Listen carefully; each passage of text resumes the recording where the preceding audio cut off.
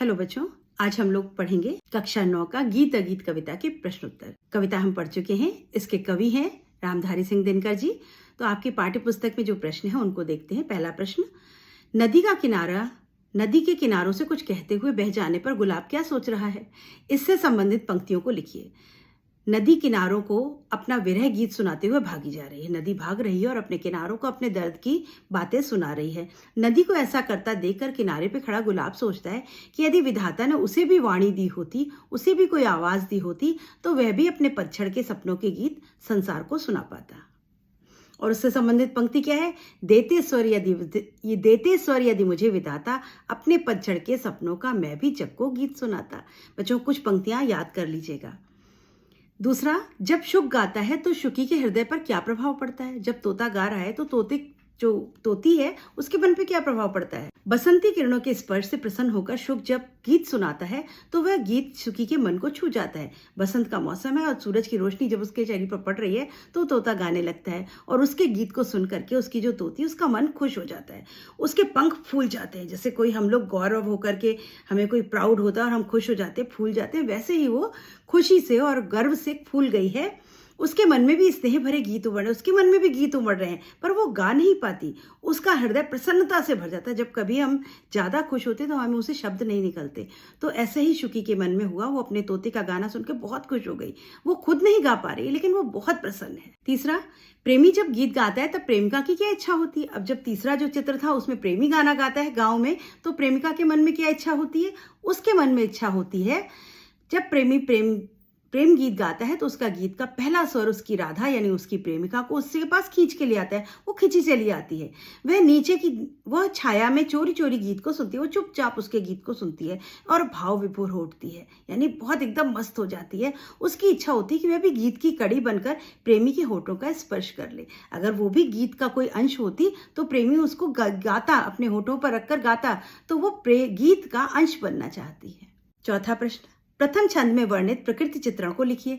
जो पहला छंद है उसमें जो भी प्रकृति का चित्रण है उसको आप अपने शब्दों में लिखना। कविता के प्रथम छंद में प्रकृति का सजीव चित्रण किया गया है।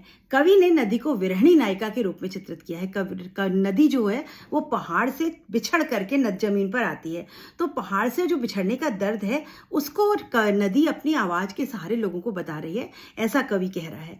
तो कवि यहाँ कहता है कि नदी को विरहणी नायिका के रूप में चित्रित किया, जो अपना दिल हल्का करने के लिए किनारों से बातें करती जा रही है, तेजी से सागर की ओर भागी जा रही है। नदी के किनारे पर खड़ा गुलाब इससे बहुत दुखी है, व्यथित है, क्योंकि विधाता ने उसे स्वर नहीं दिए जिससे वो भी अपनी कहानी को सुना पाए। प्रकृति के साथ पशु पक्षियों के संबंध की व्याख्या कीजिए। अभी प्रकृति से पशु पक्षियों का क्या संबंध होता है? पशु पक्षी, जब प्रकृति का मौसम अच्छा होता है तो आपने सुना होगा, मौसम अच्छा हो तो कोयल गाने लगती है, तोता चिल्लाने लगता है, चिड़िया पक्षी खुश हो जाते हैं। तो यही संबंध है।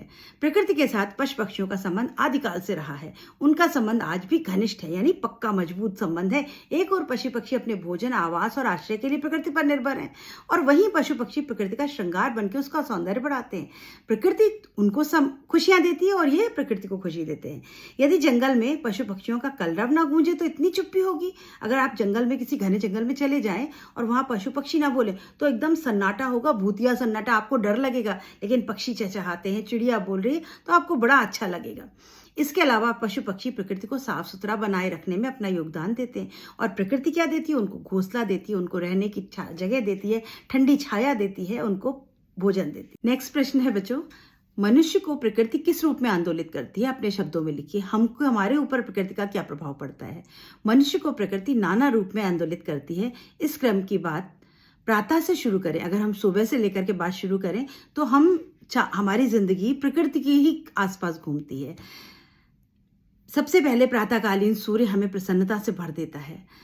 हरियाली हमारी आंखों को अच्छी लगती है। ओस की बूंदें हमें अपनी ओर खींचती हैं। आसमान के छाए कादे बादल हमारे मन में उल्लास और मस्ती ला देते हैं, मन को खुश कर देते हैं। शाम को छिपता हुआ सूरज मन में शांति देता है। इसके अलावा नदी, पहाड़, झरने, पेड़ पौधे, फूल आदि विविध रूपों में हमें आंदोलित करती है। कैसे हमारे मन को हर लेती है, कैसे हमारे मन को अपने बस में कर लेती है। और प्रकृति से हमें क्या क्या मिलता है अगर पूछा जाए तो प्रकृति ही हमको भोजन देती है, सांस देती है, ऑक्सीजन देती है। अगर ऑक्सीजन ना हो तो हम सब जीवित नहीं रह सकते। तो प्रकृति हमें बहुत रूपों में आंदोलित करती है। अगला प्रश्न है, सभी कुछ गीत है, अगीत कुछ नहीं होता, कुछ अगीत भी होता है क्या? स्पष्ट कीजिए। अभी यहाँ पर गीत और अगीत की बात कीजिए, तो अगीत क्या है ये बताना है आपको। हमारे जीवन में विभिन्न अवसरों पर मन के तरह तरह के भाव उठते हैं, जिसमें जीव भावों को अभिव्यक्त का स्वर मिलता है, वे गीत बन जाते हैं। हमारे जो भाव हैं, जो इमोशंस हैं, जिनको हम शब्द में व्यक्त कर देते हैं, वो गीत बन जाते हैं। और जो भाव को शब्द नहीं मिलता, जिन्हें हम गा नहीं पाते, जिन्हें हम प्रकट नहीं कर पाते, वो अगीत है। और इसके विपरीत कुछ अगीत भी होते हैं, जिन्हें हम चाहकर अभिव्यक्ति का स्वर नहीं दे पाते। बहुत कुछ मन में होता है पर हम सब कुछ कह नहीं पाते, तो ऐसी बातें अगीत बन जाती। प्रश्न जा, गीत अगीत के केंद्रीय भाव को लिखिए। अब इससे जो गीत अगीत कविता है, इसका जो सेंट्रल भाव है या केंद्रीय भाव है, वो क्या है, मतलब क्या, किस बात को लेकर ये कविता लिखी है कवि ने। गीत अगीत कविता का केंद्रीय भाव है प्रेम और प्रकृति का चित्रण। इसमें नदी, गुलाब, किनारे के माध्यम से प्रकृति सौंदर्य, सुख सुखी के माध्यम से जीव जंतुओं में प्रेम भाव, प्रेमी प्रेमिका और राधा के माध्यम से मानवीय राग का चित्रण किया है। कविता के प्रेम के मुखरित और मौन दोनों अभिव्यक्तियों को सुंदर बताया है, क्योंकि गीत की गुंज सुनने में अच्छी लगती है, परंतु अगीत की अनुभूति भी उतनी ही अच्छी लगती है। कुछ बातें हम कह देते हैं तो हमें बहुत अच्छी लगती हैं, कुछ बातें हम नहीं कहते, ज़रूरत ही नहीं होती कहने की, लेकिन वो हमें फिर भी अच्छी लगती है। जैसे आपके माँ आपके सर पर प्यार से हाथ रख दे, तो आपको समझ में आ जाता है ना कि मेरी माँ ने मुझे प्यार, मेरी माँ मुझे बहुत प्यार करती है। ये क्या है? ये अगीत है। ये वो अनकही अभिव्यक्ति है जो आप अपने आप समझ जाते हैं, केवल स्पर्श से आप समझ जाते हैं, है ना।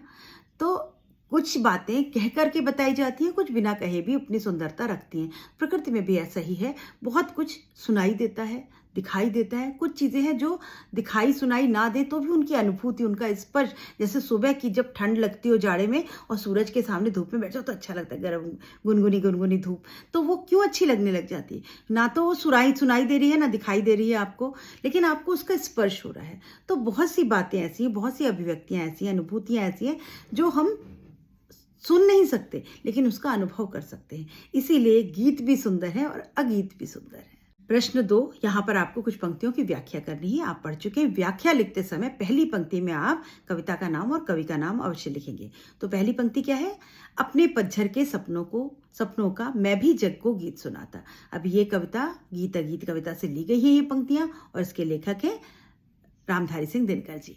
इस पंक्तियों में नदी के किनारे खड़ा गुलाब मन ही मन सोचता है, यदि ईश्वर मुझे वाणी का वरदान दे देता तो मैं संसार को अपने उन दिनों के दुख अवश्य सुनाता जब मैंने स्वयं पतझड़ जैसा सूना और वीरान अनुभव किया था। जिस समय मेरा पतझड़ हुआ, मेरे फूल के पंख गिर गए थे, उस समय मैंने कैसा अनुभव किया, ये मैं संसार को बता पाता यदि मेरे पास वाणी होती।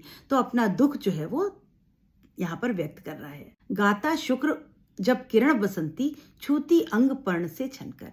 अभी यहाँ क्या क्या व्याख्या है इसकी? कवि कहता है जब सूरज की मनमोहक किरणें वृक्ष के पत्तों से छन छन कर शुक के तन को स्पर्श करती है तो वो प्रसन्न होकर गाने लगता है। कहने का मतलब क्या है? प्रकृति की मोहकता बहुत ही सुंदर है। अगली पंक्तियां हैं, हुई ना क्यों मैं कड़ी गीत की विधना यूं मन में गुनती है।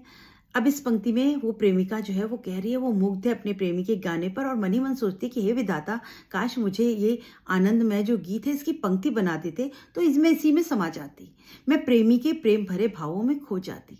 तो वो उस गीत के शब्द और बोल बनना चाहती। प्रश्न 3 है, निम्नलिखित उदाहरण में वाक्य विचलन को समझने का प्रयास कीजिए।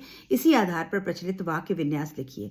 कुछ वाक्यों को पलट के लिखा गया है। तट पर एक गुलाब सोचता। अभी इसको आपको शुद्ध भाषा में लिखना है। एक गुलाब तट पर सोचता है। तो इसी तरह के और जो उदाहरण है उनको आपको लिखना है। देते स्वर यदि मुझे विधाता, यदि मुझे विधाता स्वर दे देते, यदि विधाता मुझे स्वर देते। बैठा शुक उस घनी डाल पर, शुक उस घनी डाल पर बैठा है। गूंज रहा शुक का स्वर वन में, शुक का स्वर वन में गूंज रहा है। हुई न क्यों मैं कड़ी गीत की, मैं गीत की कड़ी क्यों ना हुई। शुकी बैठ अंडे सेती है, शुकी बैठकर अंडे सेती है। तो बच्चों, यहाँ पाठ के प्रश्नोत्तर समाप्त होते हैं और मुझे उम्मीद है आपको पाठ और उसके प्रश्नोत्तर समझ में आ गए होंगे। मिलते हैं अगले वीडियो में अगले पाठ के साथ। Good bye.